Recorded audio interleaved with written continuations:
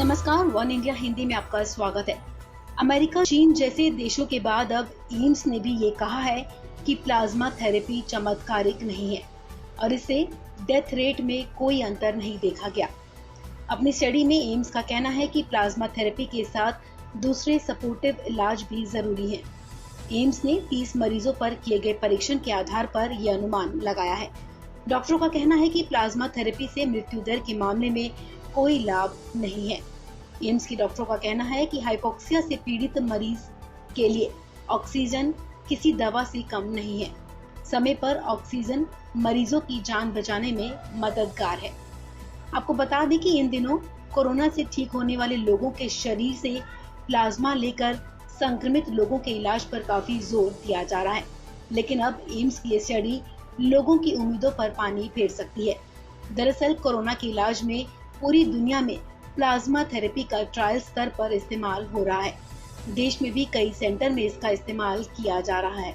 दिल्ली में भी कई अस्पतालों में कोरोना के मरीजों में ये थेरेपी दी जा रही है।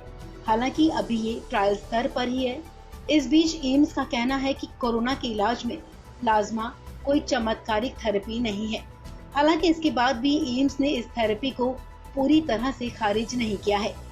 एम्स के डॉक्टरों का कहना है कि कोरोना से पीड़ित मॉडरेट मरीजों में प्लाज्मा थेरेपी दी जा सकती है, लेकिन गंभीर मरीजों में इसका कोई फायदा नहीं है।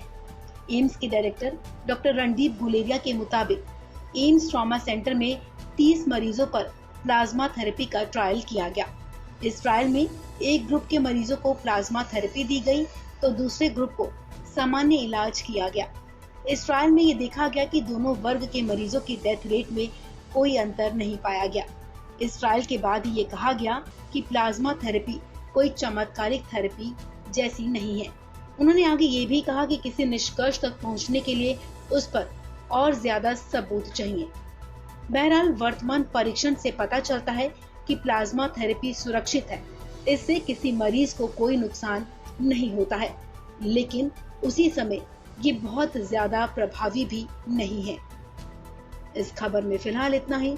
तमाम अपडेट्स के लिए आप बने रहिए वन इंडिया हिंदी के साथ।